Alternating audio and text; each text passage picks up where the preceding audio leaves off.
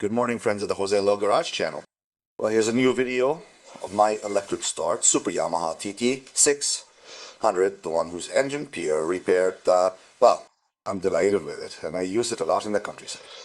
But for about a year and a bit, I've had the problem that when I turn the ignition key while it's in neutral, the green neutral light doesn't always come on, which is what enables me to then press the start button and make it work. So, it's been about a year or so because I haven't had time, and I've been a bit lazy to investigate about it because I had a lot of work and a lot of pending motorcycle projects, and since it worked for me by moving the steering wheel. Well, by moving the steering wheel, I mean the handlebars. Moving the handlebars, the light would come on and I could start it. So, there are times when I turned the key and the light didn't come on to start the green light. I moved the steering wheel a little, it would light up, and I could start it. But on this last attempt, moving the steering wheel, no matter how I moved it, that right now it's in neutral. The battery's charged and all. I done it, and there's no way I move the handlebars from one side to the other, and there's no way it doesn't light up. Before, if I moved the handlebars a little, it would light up. Conclusion: it's time to fix it properly and make it right. It's simply that a cable has broken, or it's having a derivation or whatever. I think what's missing is a ground, okay? So in other words, it's losing ground, okay? So since I'm quite lazy with electrical issues, I'm gonna use the GPT chat, the paid one, to guide me in the diagnosis. So this video is about how to diagnose an electrical fault guided by AI, okay? In this case, the paid GPT chat, the +1, which works great. Well, it solves a lot of problems for me. I've already told him about my life. I've already told him what's happening to me. And the first thing he told me is that I have to locate the neutral sensor cable, which starts from the chassis, which is usually blue, so he can see it. And I have to connect that cable to ground, to a ground on the bike. In other words, either I get the battery ground or a small screw on the chassis. Well, it's okay. I'm sure it's ground, okay? But if the light comes on with that, in principle the problem is that it's not the sensor, because let's not think that I don't think it's the sensor that's broken. And yes, you have to delimit from the connection of that neutral sensor cable upwards. Most likely it's somewhere here in the wire harness that's touching something, but it needs to be isolated, okay? So what the AI tells me is to first locate that wire and ground it, and with the ignition on, it should light up green to rule out that it's not the sensor. So let's do that. I'm going to locate the wire that I don't know where it is right now, and when I've located it, we'll look at it and ground it and see how it responds. Look, here, what I find is that from here, where the drive pinion is, it told me to look for one that was individual. In here I have this one that's individual. It's not blue, it's colored. In principle, it's black. I've cleaned it with a contact cleaner. And it's black, okay? And then I have this other set of wires there, which are, let's see if you can see, forgive me, I'm looking at it at the same time. And I can't see what I'm recording, okay?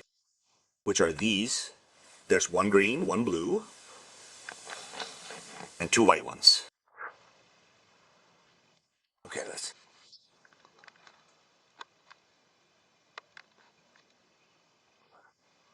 see. Look, there's one green, one blue, and two white ones. I'm going to tell you now that I have an individual one that's black, and then others that seem to come out of the alternator that are green, blue, and two white ones. And tell me what you think about that. All of these come together in a main harness of cables that we're not going to follow up. Then what I have done first is removing the gasoline tank. For that I had to remove the seat to actually locate the colors of the cables up here, and look. Sure enough, the artificial intelligence had told me that there was one loose around here and that it was blue, which is supposed to be this one. And this is the one that I had to take with the ignition on to a ground point that at the moment I'm giving to the chassis or whatever. I'm going to take an alligator clip to really take it from negative here and check that this lights up green, because at the moment it doesn't. Okay. That's what the artificial intelligence told me. But this way I can see the cables, okay? We have the three white ones, which are definitely alternators. And we have this one, the only one that is individual, which is blue. And then we have these two that are green, white, blue, and yellow. I'm going to tell you this now, the artificial intelligence. Let's see what it tells me. Okay, well, I didn't need to ask the artificial intelligence, surprisingly. And although I thought it was the opposite, I mean, I thought that if I took this further, of course, what I was thinking was stupid. I was thinking if I connect this directly to ground, it would turn on, but not there, as you're feeding it. On the contrary, it's this terminal connecting it to ground. Look, I have that terminal. I've removed it from the east, huh? Do you see? Connecting it to ground, the green one turns on perfectly without any problem. I'm going to put this here. I'm going to move the handlebars. Do you see? Let's see if moving the handlebars turns this off somehow or not. But no, it doesn't turn off at all. Therefore, it's the neutral ground signal that was malfunctioning. In other words, theoretically what is failing is the sensor itself, or the cable that goes from the sensor to the connection. Contrary to what we thought. I don't know what that has to do with the fact that it gets hot. We're moving the handlebars, but now look, just by making this bridge, you see, from here I already have what happens that my battery's almost dead, but I already have the starter motor there.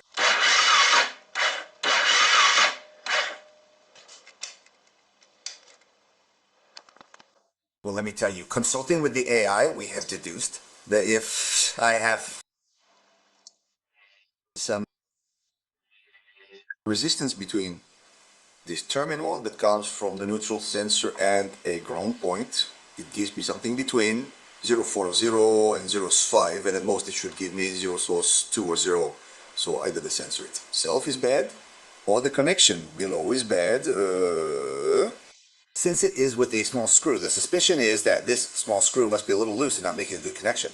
Or that in this cable that comes from here to the sensor, there is something that is open, or broken, or about to break, or something like that. And if it is not the sensor itself, the sensor costs euro 30 euros. It is expensive. Let's see if we can avoid it being the sensor. So what I am doing is accessing the sensor. To do that, I have to remove it, which I have already removed and marked the gear lever. And now we are going to remove this pinion protector, okay, with that little screw to be able to access the neutral sensor. And the suspicion may be well founded because this is a little loose. You may or may not see it, but it's slightly loose. So now the thing is, I am going to remove this little screw. I am going to clean it really well, and then I am going to back in place. Well, before putting it back in place, I am going to measure if there is any resistance between the sensor with the bike in neutral and the negative, right? If there is 0.02 or rest 0.01 or so, it is fine. If there is 0.4 or rather 40, sorry, I'm saying O2 and it's not O2, it's two UFOs. From two UFOs, there's no problem. And 40 UFOs, 60 UFOs, which is what I'm getting, that's where the problem is. Come on, let's remove this from here and let's measure. Okay, well, I think I have it. Look, this is the cable that comes from here to here. And I've measured it with the continuity tester, and it gives me continuity all the time. No matter how I move the cable, it gives me continuity all the time. The cable is not. On the other hand, when it's in neutral, if I touch one end of the tester, there on the metal of the sensor, and the other on the negative of the battery, or this one, which was the negative that it had, it only beeps sometimes. How hard I press, it beeps quite randomly.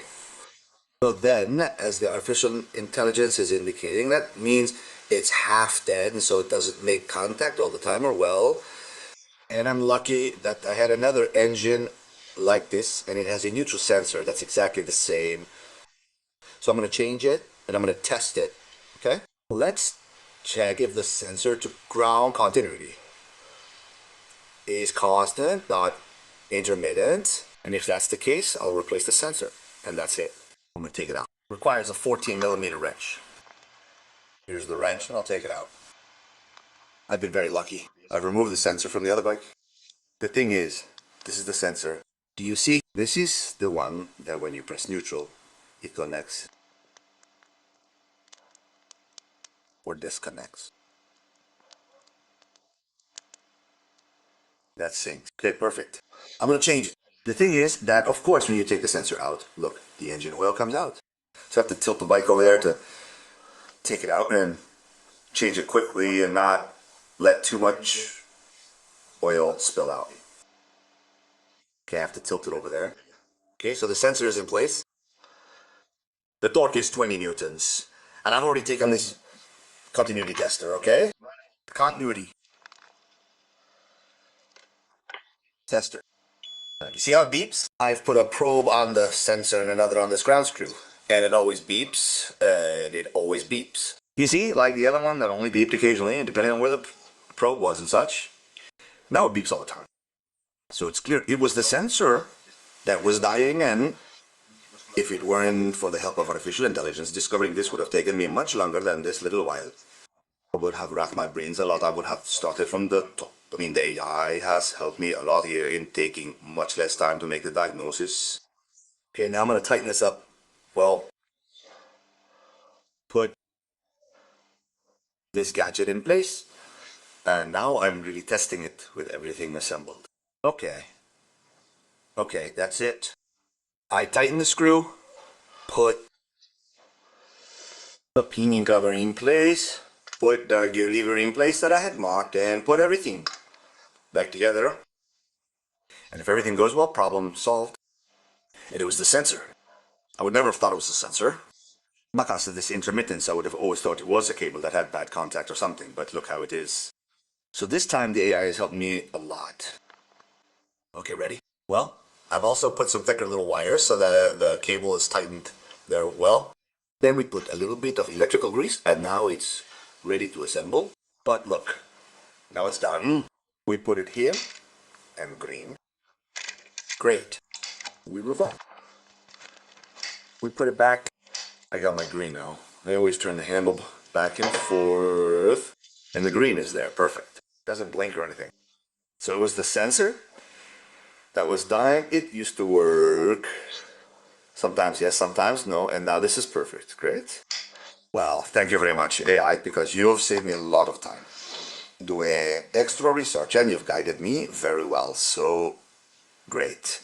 One more example of how AI can help you with your diagnostics. I've been using it a lot lately, and the truth is that I make quite a lot of progress because I tend to go more with a fixed goal and with fewer doubts about certain things. There are other things that don't really help you or don't get lost or don't do their job, but this is not an absolute. It's not that AI is good for everything or AI is useless. It's good for a lot of things, and in many cases it helps, in others not so much. Okay, I'll put it all together and leave the bike assembled, alright? It doesn't have the sprocket cover, the gear lever, the tank and the seat anymore. Okay, ready? Well, everything is assembled. The action of the handle is on the side because I'm going to charge the battery. The battery hasn't been charged for a while. Okay?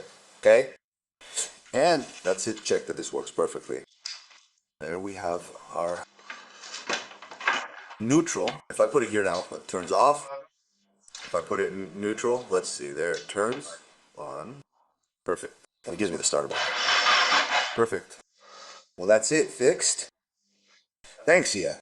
Well, friends, if you liked this video, please give it a like here. And what I do ask of you, please, is that those of you who are watching this and are not yet subscribed to the channel, subscribe, because I am in the race to see if I can get to 100,000 subscribers. I have about 83,000 or so, and if you'll help me and support me, I will soon be able to reach 100,000 subscribers, which has been a dream for years.